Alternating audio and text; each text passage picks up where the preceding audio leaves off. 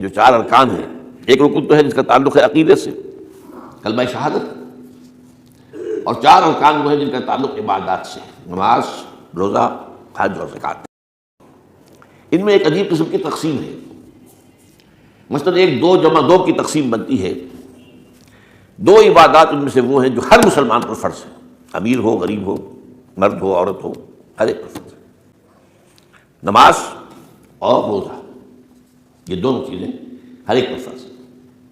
لیکن 2 وہ ہے کہ جو صرف صاحب استطاعت لوگوں پر فرض ہیں، وہ عام نہیں ہے۔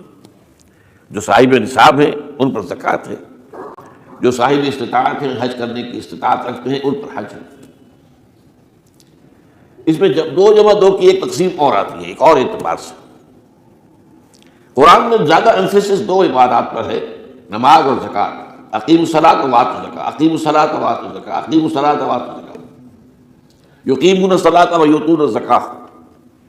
یہ گویا کہ بندھا ہوا ہے ایک جوڑا،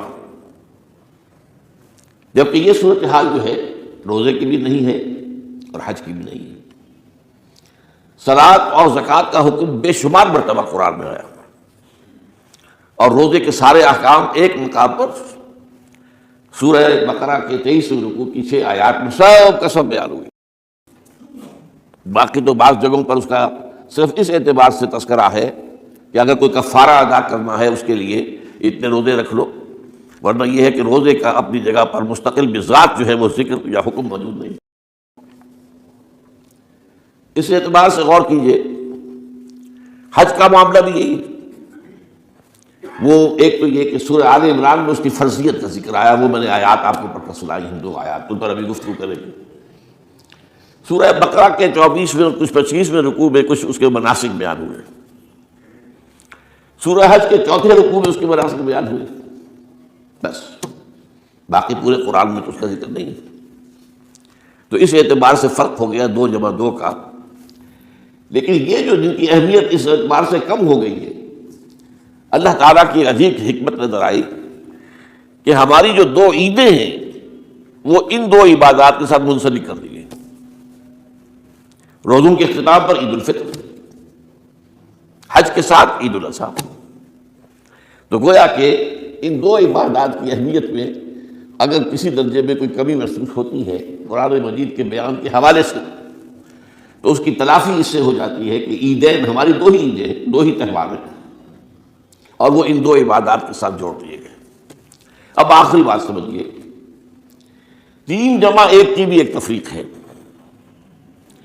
3 عبادات وہ ہیں جو مؤقت ہیں صرف، یعنی معلق بالزمان، ان کا تعلق وقت کے ساتھ ہے، یہ نہیں کہ کسی خاص جگہ سے متعلق ہے۔ نماز ہر جگہ فرض ہے، ہاں البتہ اس کا وقت آئے گا، اگر سورج جو ہے نصف النہار سے ڈھلکے گا تو ظہر کا وقت ہوگا۔ اگر کسی وجہ سے اللہ تعالیٰ کی حکمت ہو کہ سورج وہیں کا وہیں کھڑا رہ جائے تو ظہر کا وقت آئے گا ہی نہیں، ظہر فرض ہوگی ہی نہیں۔ مغرب اسی وقت فرض ہوگی جب کہ سورج غروب ہو جائے۔ اگر کسی وجہ سے سورج غروب نہ ہو، اور کیا پتہ یہ ساری باتیں جو ہیں قیامت کا جو زلزلہ آنے والا ہے اس پہ یہ ساری ہی باتیں ہونے والی ہیں، سورج مغرب سے طلوع ہوگا، یہ تو وضاحت کے ساتھ کہا گیا ہے، تو مغرب کا وقت نہیں آئے گا۔ اسی طریقے سے رمضان کا مہینہ آئے گا تو روزے فرض ہوں گے۔ اس حوالے سے یہ زمانے کا تعلق تو ہے لیکن کسی مکان سے کوئی تعلق نہیں۔ حج وہ ہے جس کے تقریباً تمام مناسک جو ہیں وہ ایک خاص مقام پر ادا ہوتے ہیں۔